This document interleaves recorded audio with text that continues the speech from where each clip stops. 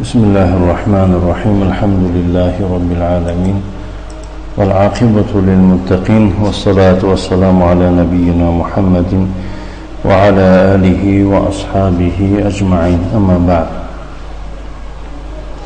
شرح شروط الصلاة وأركانها وواجباتها لشيخ الإسلام محمد بن عبد الوهاب بن سليمان بن علي رحمه الله تعالى والشرح لفضيلة الشيخ العلامة عبد المحسن بن حمد العباد حفظه الله تعالى.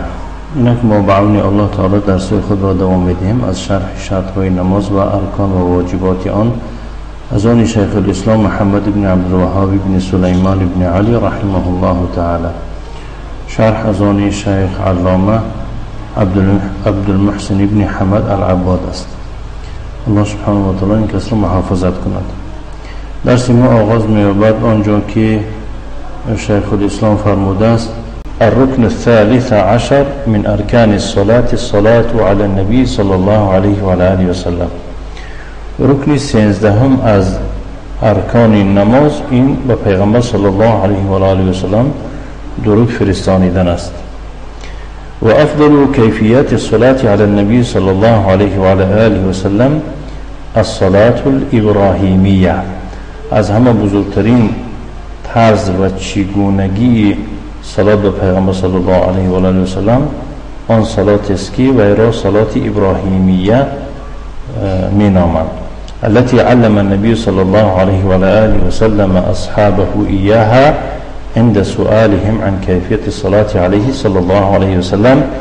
این همان صلات می باشد که پیغمبر صلی الله علیه و آله و سلم وی را به اصحاب خود تعلیم داد هنگامی که وی را سوال کردند پرسیدن آیدی چگونه به وی صلوات فرستانیدن را سؤال کردن پرسیدن صلی الله علیه و سلم.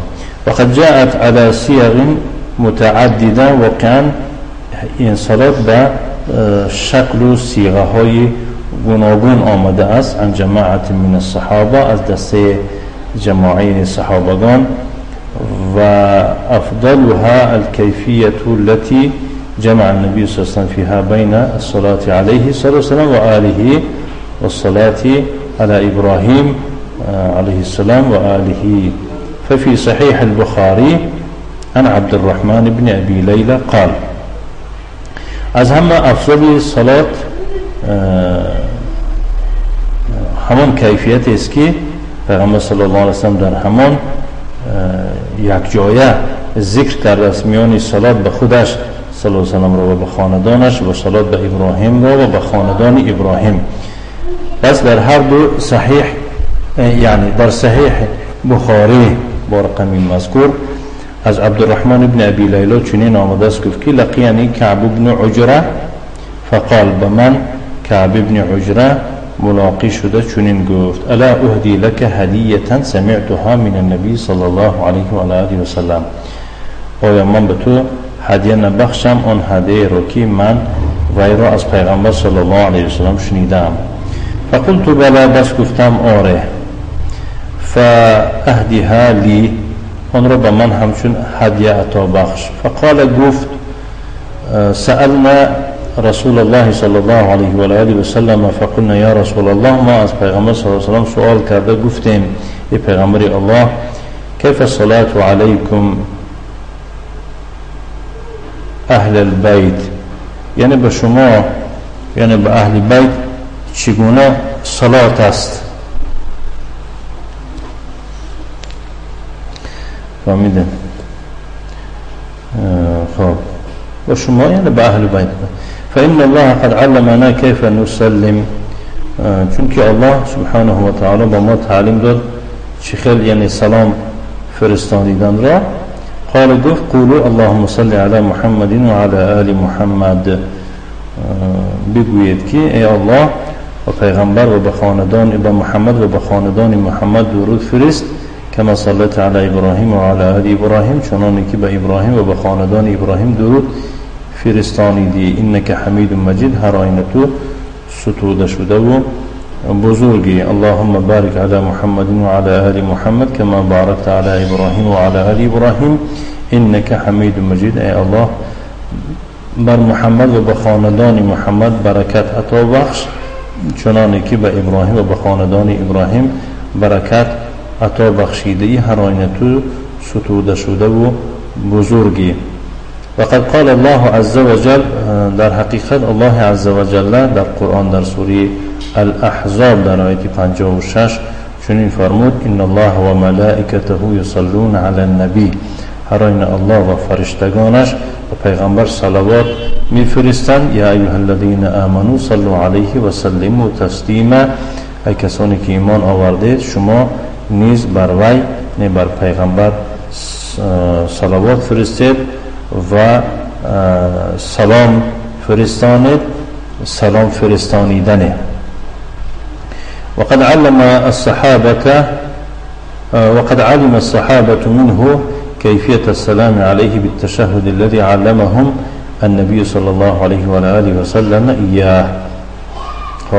واقعا صحابه ها از پیغمبر صلی الله علیه و سلم چگونه به او سلام فرستادیدن را در تشهد دانسته بودند. اون تشهدی که وی را پیغمبر صلی الله علیه و سلم به ایشان تعلیم داده بود. در او چنین آمده بود که السلام علیک ایها النبی و رحمت الله و برکاته. سلام بر تو ای پیغمبر و رحمت و برکات الله. فسألوه عن کیفیت الصلاة علیه صلی الله علیه و سلم. بس سوال کردن آیدی چگونه صلوات فرستانیدن را بر او.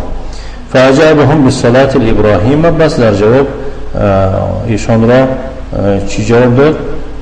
یعنی که آیدی صلاة ابراهیم جواب شون داد. قال ابن كثير في تفسير هذه الآية. ابن كثير در تفسير این آیت چنین گفت: و معنى قولهم اما السلام عليك فقد عرفناه. و معنای قول ایشان که اما سلام بر تو را بس دانستیم چگونه یعنی به تو سلام. و هو الذي في التشهد الذي كان يعلمهم إياه كما كان يعلمهم السورة من القرآن. یعنی این همان سلام است که در تشهد است که پیامبر صلی الله علیه و سلم به ایشان وی را تعلیم داده بود. شکلی که ایشان را سوره از قرآن را تعلیم می داده بود. و فیه در تشهد چنین آمده بود که السلام علیک ایها النبی و رحمت الله و برکاته. سلام بر تو و رحمت و برکات الله. و فی مسند الامام احمد و مستدرک الحاکمی. در مسند امام احمد و در مستدرک امام حاکم چنین آمده است که وقال گفت که صحیح علی شرط مسلم. یعنی این روایت صحیح است به شرط مسلم. و وافقه الذهبی عن ابی مسعود الانصاری رضی الله عنه. به همین موافق آمده است امام ذهبی از ابو مسعود انصاری رضی الله عنه گفت که اقبل رجل حتى جلس بین یدی رسول الله صلی الله علیه و آله و سلم. از پیش یک مرد آمده در روبروی رسول الله صلی الله علیه و آله و سلم نشست و نحن عنده و حالا که ما در نزد او صلی الله علیه و سلم بوده. فقال یا رسول الله. باز گفت بعد از همون کس همون نفر گفت که ای پیغمبر الله اما السلام علیک فقد عرفنا. اما یعنی که سلام بر تو را ما دانستیم. فکیف نصلی علیک اذا نحن صلینا علیک فی صلاتنا صلی الله علیک. یعنی بس چخیل ما به تو درود فرستونیم اذا نحن صلینا، وقتی که ما درود فرستیم بر تو در نماز خود که صلی الله علیک الله به تو صلوات فرستانیده است. الحدیث. و فی اسناده عندهما محمد بن اسحاق. در اسنادی هر دویشان یا که در اسنادی همون که در نزد هر دو آمده است محمد بن اسحاق گفتگی نفر است که و هو مدلس. این مدلس میگم. وقد صرح بالتحديث عن محمد بن ابراهیم التیمی. واقعا این یعنی که صراحتا نقل میکند این حدیث را از محمد بن ابراهیم التیمی گفته است که و حدثنی فی الصلاة علی رسول الله صلی الله علیه و سلم. مرا نقل کرد آیه صلوات به پیامبر صلی الله علیه و سلم. اذا المرء المسلم صلى عليه في صلاته. وقتی که شخص مسلمان و پیغمبر صلی الله علیه و در نمازش درود فرستند، محمد ابن ابراهیم ابن الحارث التیمی، یعنی که همین گفته است. و فی هذا دلیل على انه یجمع فی آخر الصلاة بین السلام و الصلاة على رسول الله صلی الله علیه وسلم. در همین دلیل است و آن که جمع آورد در آخر نماز میان سلام و صلات را با رسول الله صلی الله علیه وسلم.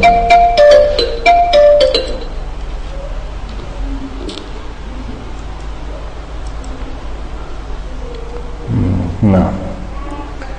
خب على رسول الله. وقد نقل ابن كثير في تفسيره القول بوجوب الصلاة على النبي صلى الله عليه وسلم بعد التشهد الأخير. و ابن كثير در تفسیرش نقل میکند قول رائدی واجب بودن صلاة به پیغمبر صلی الله علیه وسلم را بعد از تشهد اخیر عن الامام الشافعي از امام شافعی والامام احمد و از امام احمد و اسحاق بن راهويه و از اسحاق بن راهويه و حديث ابي مسعود رضي الله عنه الذي تقدم و حديث ابو مسعود را رضي الله عنه کی گذشت ذکرش يدل على ذلك و حديث يعني که ابو مسعود به این دلاله میکنه. نعم. كما قال ابن كثير رحمه الله شخلكي ابن كثير الله رحمته شمال دوتاس وجمهور العلماء على القول بعدم الوجوب و جمهور العلماء باشن با قول هستن که چی با واجب نبودن صلوات هستن، یعنی که جمهور میگن که صلوات به پیغمبر صلی الله علیه و فرستادن واجب نیست، میگن سنتش میگن جمهور العلماء. نعم. إن الفرق بين الشريعة الإسلامية والقوانين الوضعية فرق میان شريعة إسلامي وقانونهای ساخته كالفرق بين الله وخلقه، مانند فرق میان الله و میان خلقش، لأن شريعة وحي من الله، چون که شریعت وحی از جانب الله است، والقوانين وضع من خلق الله و قانون ها باشن اینها گذاشته خلق الله می باشن، مردم راست کردن. و اسأل الله عز وجل ان يوفق المسلمين لتحكيم شريعة ربهم ليظفروا بسعادة الدنيا والآخرة.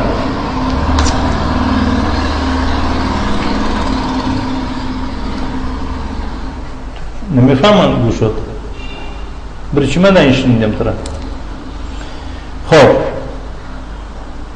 و از الله عز و جل مسئله دارم که مسلمان ها را توفیق بخشد برای عملی گردانیدن قانون های شریعتی پروردگار شونه تا به سعادتمندی یا که سعادتمندی دنیا آخرت به دست آورند. و قال الله عز و جل، الله عز و جل فرمود افحکم الجاهلیت یبغون، مگر ایشان حکم جاهلیت را درخواست میکنند و من احسن من الله حکما لقوم یوقنون، برای کسانی که برای مردمی که یقینا باور میکنند آیا از حکم الله یگان حکم زیباتری هست. و قال فی حق اهل الكتاب، الله درباره یا که در حق اهل کتاب گفت ولو انهم اقاموا التوراة والانجيل وما انزل اليهم من ربهم لاكلوا من فوقهم ومن تحت ارجلهم، اگر ایشان تورات و انجیل را پاس می داشتند، یعنی که قانوناش را رعایت می کردند، طبق و عمل می کردند و هرچی که به ایشان از جانب پروردگارشون نازل کرده شد به جا می آوردند، البته ایشان از بالای سرشان و از زیر پایشان می خوردند، لیکن از رزق بالا از رزق پایان محروم شدن به سبب پایمال کردن قانونهای الهی. وقال تعالى الله تعالى فمن تبع هدايا فلا خوف عليهم ولا هم يحزنون، کسی راه نشان دادی مرا پیرو شود نه برایشان یگون خوف و خطری است و نه ایشان غمگین می شود. و گفت فمن اتبع هدايا فلا يضل ولا يشقى، کسی راه نشان دادی مرا یعنی قانون مرا پیروی کند گمراه نخواهد شد و بدبخت هم نخواهد شد. و من اعرض عن ذکری، کسی از ذکر من سرپیچی کند فإن له معیشة ضنکا، البته برایش زندگانی تنگ است. و نحشره یوم القیامة اعما، در روز قیامت و را همچون کور محشور میگردانیم. و گفت اتبعوا ما انزل الیکم من ربکم، از پروردگارتان هرچی نازل شده است پیروی از آن کنید. ولا تتبعوا من دونه اولیاء، غیر از وی دیگر از پس هر اولیاء دوستان نزدیک مروید. قلیلا ما تذکرون، خیلی پندی کم شما میگیرید، یعنی کم شما پند را قبول میکنید. ولا شك أن محبة الرسول صلى الله عليه وآله وسلم يجب أن تكون في قلب كل مسلم. شک نیست باید که محبت پیغمبر صلی الله علیه وسلم واجب است که در قلب هر مسلمان باشد، فوق محبته لأبيه وأمه وابنه وابنته، از محبت پدرش و مادرش و پسر و دخترش هم بالاتر. لقوله صلى الله عليه وسلم، بنابر قول پیغمبر صلی الله علیه وسلم فرمود که لا یؤمن احدکم حتی اکون احب الیه من والده و ولده و الناس اجمعین. کسی از شما مؤمنی واقعی نمیشود تا من بسویش از والدینش، از فرزندانش، از جمیع مردم چی محبوب تر نباشند. رواه البخاری و مسلم، حدیث بخاری مسلم روایت میکنه عن انس، از انس یعنی انس بن مالک بن نضر الانصاری. والعلامة الواضحة الجلية لمحبة الرسول صلى الله عليه وآله وسلم إنما هي اتباعه والسير على نهجه.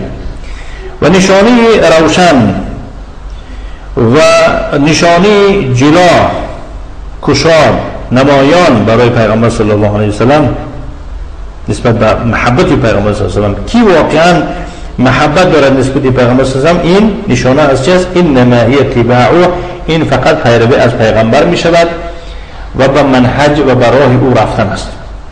کما قال الله عز وجل، چنانه که الله عز وجل فرمود قل این کنتم تحبون الله فاتبعونی یحببکم الله، بگو اگر شما واقعا الله را دوست می داشته باشید پیرو از من شوید. یحببکم الله، در این حین الله شما را دوست می دارد و یغفر لکم ذنوبکم، گناههای شما را مغفرت می کند. والله غفور رحیم، الله آمرزنده و مهربان است. فهمیده؟ قوله وبارك وبارك وما بعدها سنن و اقوال و افعال، یعنی که اللهم بارک و بعد از این میمونه دیگر سنت های قولی و فعلی می باشند. والمعنى ان المتعین التشهد والصلاة على النبي صلی الله علیه و سلم، معنی چنین است که یعنی حتمی است تشهد خواندن و صلوات به پیغمبر صلی الله علیه و سلم فرستادن. و اما اللهم بارک علی محمد، اللهم بارک علی محمد خواندن و ما بعدها من الذکر، بعد از این دیگر ذکرها، و كذلك الجلوس لهذا الذکر، و همچنین برای این ذکر نشستن. فسنن و اقوال و افعال، اینها سنت های چی قولی و فعلی می باشند. و سنن و اقوال و افعال فی الصلاة کثیرا، سنت های قولی و فعلی در نماز بسیارند. و قد ذکرت فی کتب الفقه، و اینها در کتاب های فقه ذکر کرده شده. و منها دلیل الطالب لمرعی بن یوسف، از جمله همون کتاب های فقه دلیل الطالب می باشه، از آن مرعی بن یوسف می باشه، صحیفه 35. نكتفي وصلى اللهم وسلم على نبينا محمد وعلى آله وأصحابه وسلم تسليما مزيدا، والحمد لله رب العالمين.